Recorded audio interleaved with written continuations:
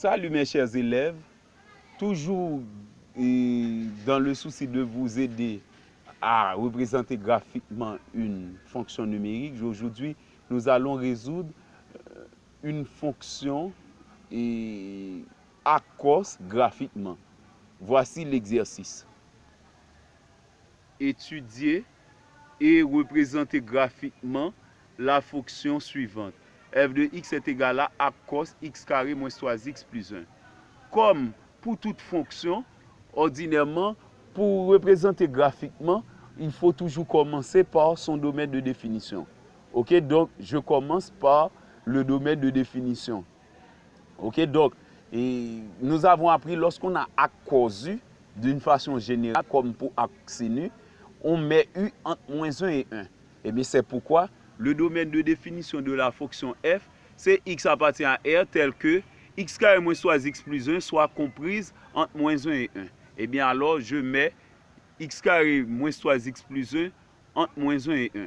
Moins 1 inférieur ou égal à x carré moins 3x plus 1 inférieur ou égal à 1. À présent, donc vous voyez ça, c'est le domaine de définition. Maintenant, donc ici on a un système, on n'a pas la possibilité de résoudre ça d'un seul coup avec aisance comme dans le cours précédent, mais nous allons dresser un système avec ces deux inégalités simultanément.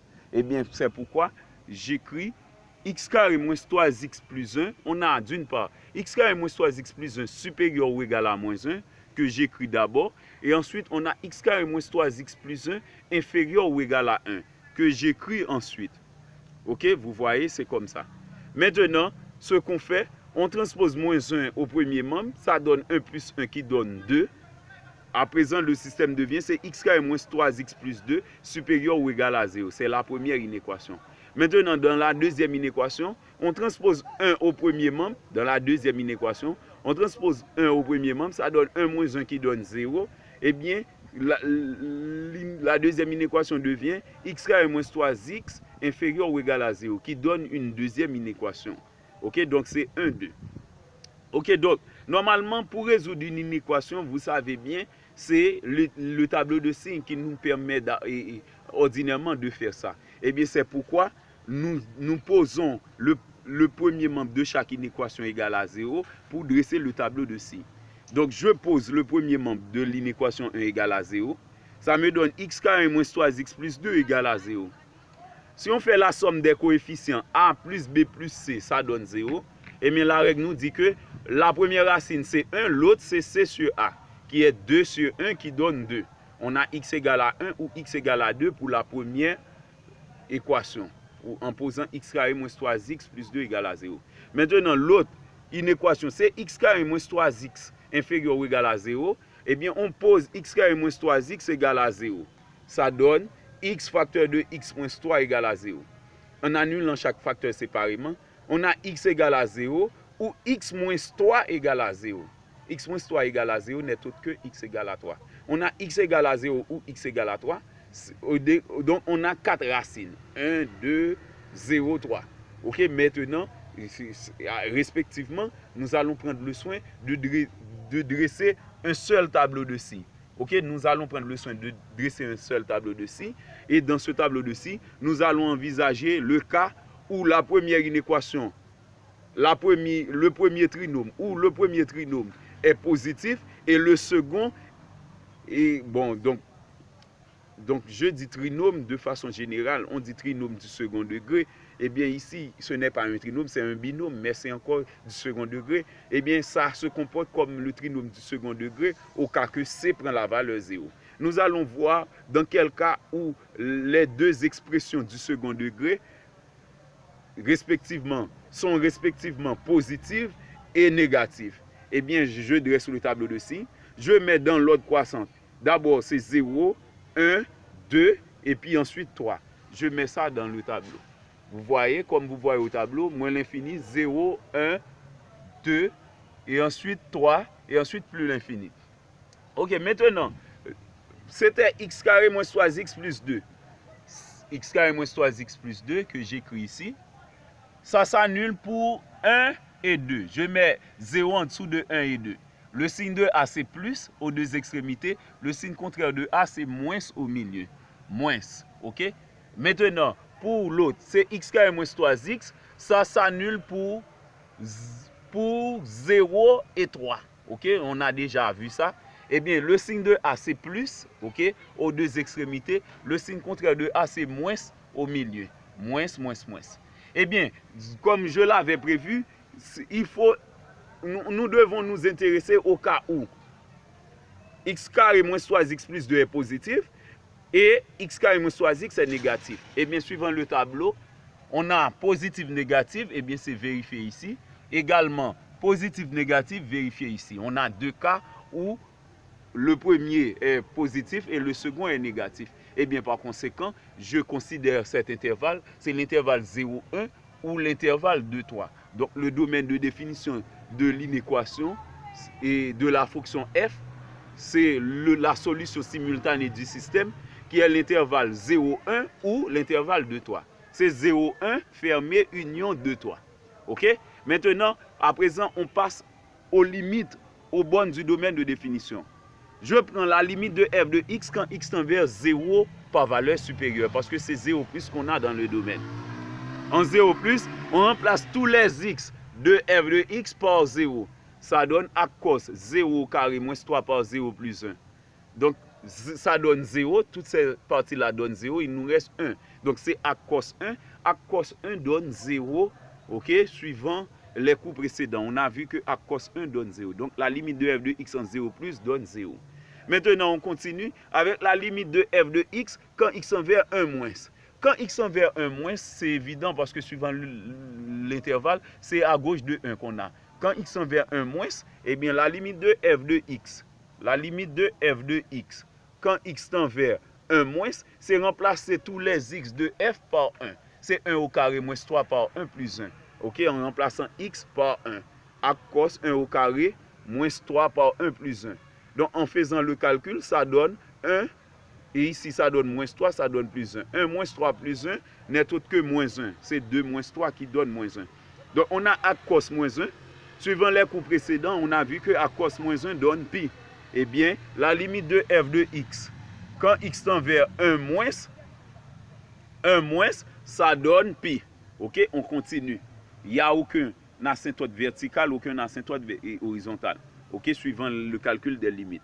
OK, on continue avec la limite de f de x quand x tend vers 2 plus. OK, suivant le tableau et le domaine de définition, c'est à droite de 2 qu'on a l'intervalle de 3. À droite de 2, eh bien, ça donne l'intervalle quand x tend vers 2 plus. On remplace tous les x de f par 2. C'est 2 au carré moins 3 par 2 plus 1. Donc, c'est à cos 2 au carré moins 3 par 2 plus 1. 2 au carré donne 4. Moins 3 par 2 donne moins 6 plus 1. Ça donne 5 moins 6 qui donne moins 1. On a à cos moins 1. À cos moins 1 n'est autre que pi, suivant les coups précédents. Donc, la limite de f de x quand x tend vers 2 plus donne pi. OK? Donc, il n'y a aucune asymptote verticale, aucune asymptote horizontale. Maintenant, on continue avec la limite de f de x quand x tend vers 3 moins. C'est évident, suivant l'intervalle, c'est à gauche de 3 qu'on a. C'est la limite de f de x quand x tend vers 3 moins. Quand x tend vers 3 moins, il suffit de remplacer x par 3. C'est 3 au carré moins 3 par 3 plus 1. Donc 3 au carré moins 3 par 3 plus 1. 3 au carré donne 9. Moins 3 par 3, ça donne moins 9. OK, c'est 9 moins 9 plus 1. 9 moins 9 donne 0. Donc on a 0 plus 1. Donc c'est à cos 1. À cos 1 donne 0. Suivant les coups précédents, on a vu que à cos 1 donne 0. Donc, la limite de f de x quand x tend vers 3 moins, ça donne 0. Maintenant, nous allons continuer avec les étapes. Nous continuons avec le sens de variation de la fonction f. Puisque f se présente sous la forme a cos u, OK? Donc, pour trouver le sens de variation d'une fonction, la règle nous ordonne à calculer sa dérivée. Eh bien, lorsqu'on a a cos u, eh bien, la formule nous ordonne à prendre comme dérivée, c'est moins u' sur racine carrée de 1 moins u carré. Eh bien, alors, j'écris u, c'est x carré moins 3x plus 1 à cause u, où u vaut x carré moins 3x plus 1. La dérivée, c'est 2x moins 3. La dérivée de u, c'est 2x moins 3. Maintenant, on remplace u' et u par leur valeur dans la formule. Donc, f' de x donne moins facteur de 2x moins 3 sur racine carrée de 1 moins u carré. Ok, ce n'est pas la peine de développer ça parce que dans la dérivée, c'est le signe de la dérivée qui nous intéresse. Ok, donc peu importe les moyens, c'est le signe qu'on doit trouver. Eh bien, maintenant, pour étudier le signe de f', j'annule f' de x. Je pose f' de x égale à 0. En posant num égale 0, déno différent de 0. Parfois, on pose déno différent de 0, c'est à la fin de trouver le signe également. Mais on met déno différent de 0. Mais ici, c'est le signe qui nous intéresse puisqu'on connaît déjà le signe. Parce que la racine carrée, c'est quelque chose qui est toujours positif. Okay? Donc, on pourrait mettre directement racine carrée est supérieure à 0. Mais quand même, on pose comme à l'ordinaire, numé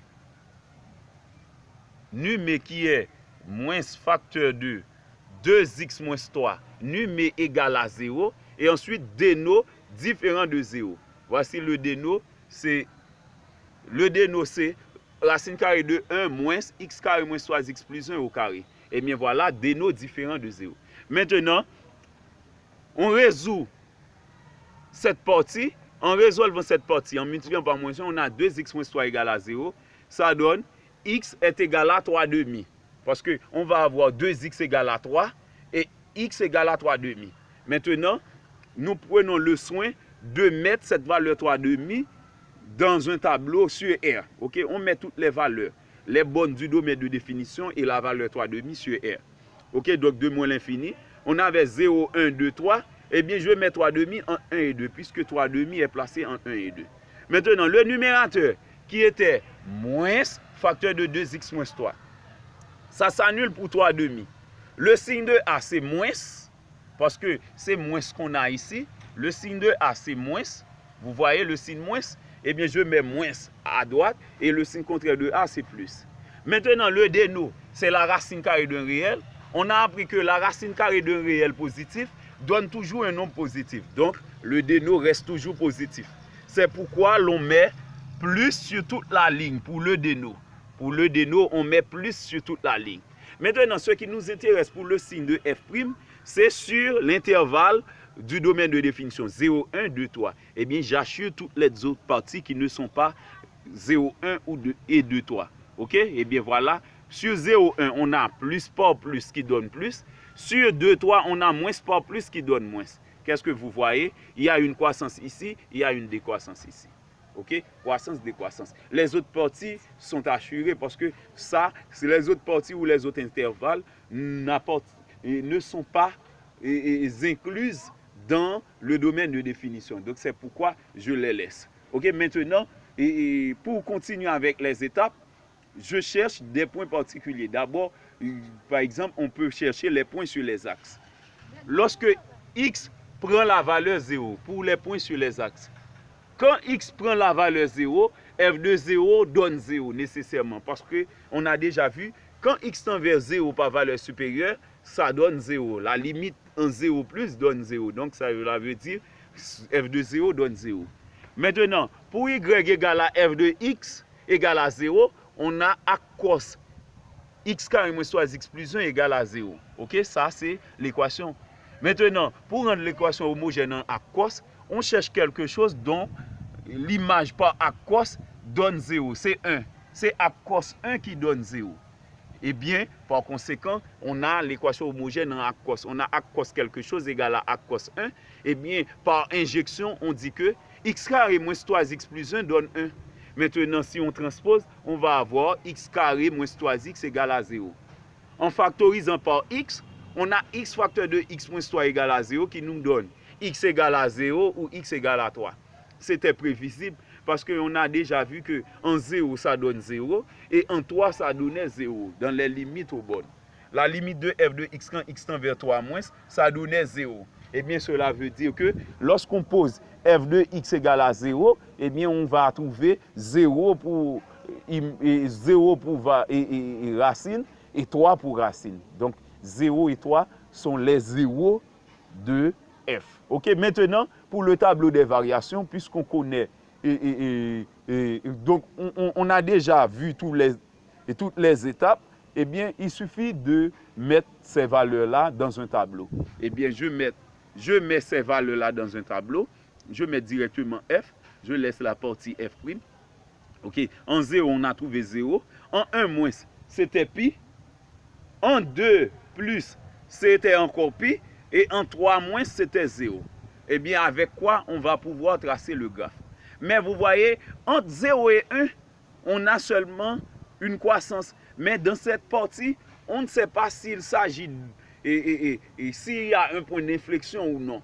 Et de même, entre 2 et 3, on ne sait pas s'il y a un point d'inflexion ou non. C'est comme si c'était une droite oblique. Ok?